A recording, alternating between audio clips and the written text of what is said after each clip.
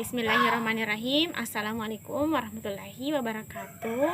Perkenalkan, nama saya Julpa dari Prodi Pendidikan Fisika semester 4 Universitas Muslim Maros. Nah, baik, kali ini saya akan menjelaskan sebuah soal dari materi yang dibahas. Nah, kemudian di sini saya akan menjawab soal dari teman saya, yaitu Hasanah. Baik, langsung saja saya akan menjelaskan pertanyaannya. Dan kemudian karena ada instruksi dari dosen bahwa menjawab dengan menggunakan pakaikan hitam. Jadi saya tutup mata dulu.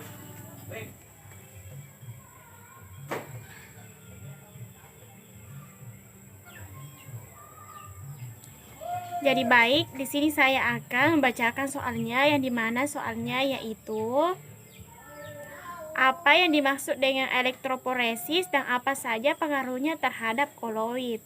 Nah, elektroforesis adalah pergerakan partikel koloid di bawah pengaruh medan listrik. Partikel-partikel koloid dapat bermuatan listrik karena terjadi penyerapan ion pada permukaan koloid.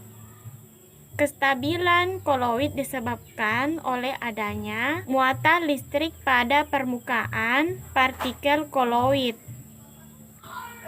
selain adanya karena pergerakan gerak Brown.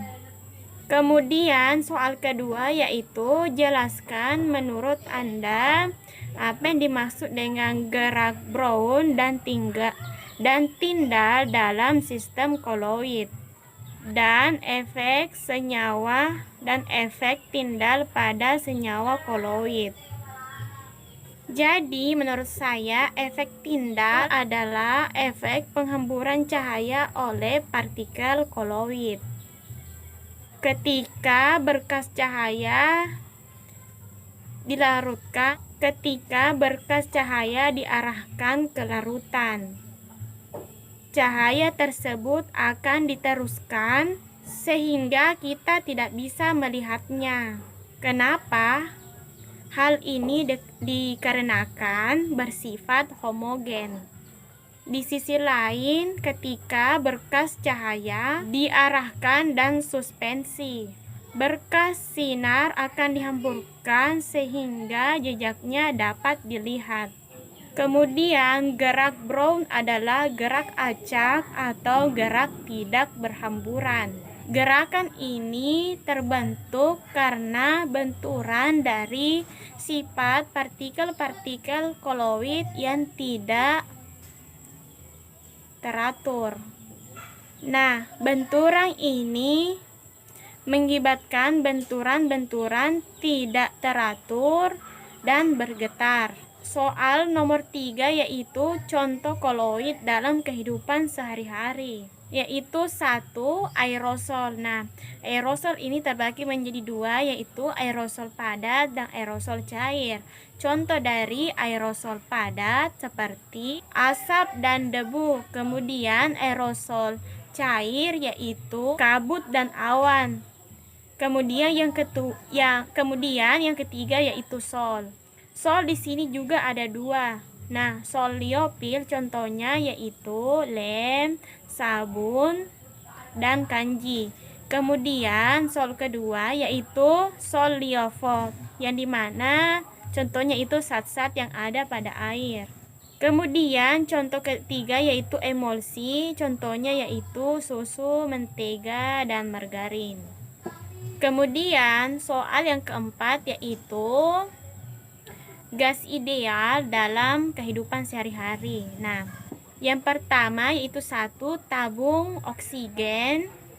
Yang kedua yaitu kantong pengamanan pengemudi, yang dimana kalau ada benturan pasti akan mengembang. Yang ketiga yaitu fiksasi. Keempat yaitu pemompa. Dan kelima yaitu keperluan kita untuk bernapas. Kemudian soal yang kelima yaitu apa yang dimaksud dengan stakiometri. Stakiometri adalah ilmu yang mempelajari kuantitas produk dan reaktan dalam reaksi kimia. Dengan kata lain, stoikiometri adalah perhitungan kimia yang menyangkut hubungan kuantitatif zat yang terlibat dalam reaksi. Kemudian soal ke-6 yaitu penurunan persamaan gas ideal. Kemudian soal yang ke-6 yaitu penurunan persamaan keadaan gas ideal. Jadi cara pertama yaitu suhu gas tetap dijaga dan volume diubah-ubah dengan menggerakkan piston. Misalnya tekanan gas mula-mula P0 dan volume gas mula-mula V0. Jika piston digerakkan ke bawah hingga volume gas berkurang menjadi 1/20, ternyata tekanan gas bertambah menjadi 2P0. Jika piston terus diarahkan ke bawah sehingga volume gas berkurang menjadi 1/40, ternyata tekanan gas bertambah menjadi 1/40. Nah, kemudian soal nomor 7 yaitu berikan contoh soal beserta penyelesaiannya tentang gas ideal. Nah, karena di sini tentang penjelasan soal dan jawabannya saya arahkan ke samping ya gambarnya.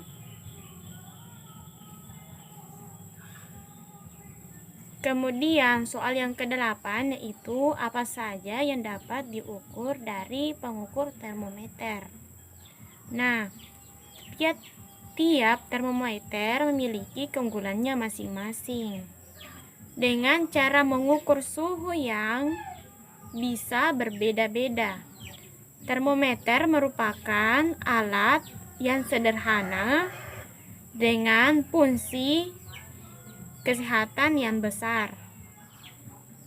Nah, termometer yang beredar di pasaran juga berbeda-beda bentuknya. Ada yang berbentuk digital dan ada yang berbentuk raksa sebagai pengukur suhu tubuh. Penggunaan termometer dalam suhu tubuh juga beragam. Ada yang diletakkan di mulut, di dahi, di telinga, atau dicolokkan di dubur.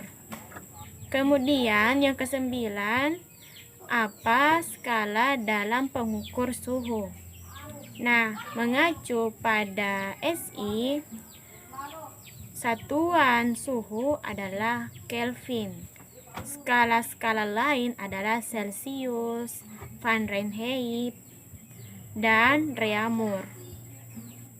Pada skala Celsius, 0 derajat Celcius adalah titik di mana air membeku, dan 100 derajat Celcius adalah titik didih air pada tekanan 1 atmosfer. Nah, skala ini yang sering digunakan dalam dunia. Kemudian soal yang terakhir yaitu nomor 10. Buatlah soal dan jawaban tentang suhu. Nah, karena di sini ada cara kerjanya, jadi saya perlihatkan di samping ya. Di samping.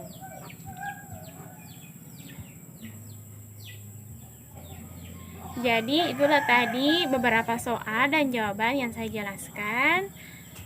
Jadi mohon maaf sebelumnya jika apa yang saya jelaskan kurang detail, karena jujur saja tadi menutup mata juga sedikit pusing karena hanya melihat gelap. Maaf sedikit curhat Bu. Sekian dan terima kasih. Wassalamualaikum warahmatullahi wabarakatuh.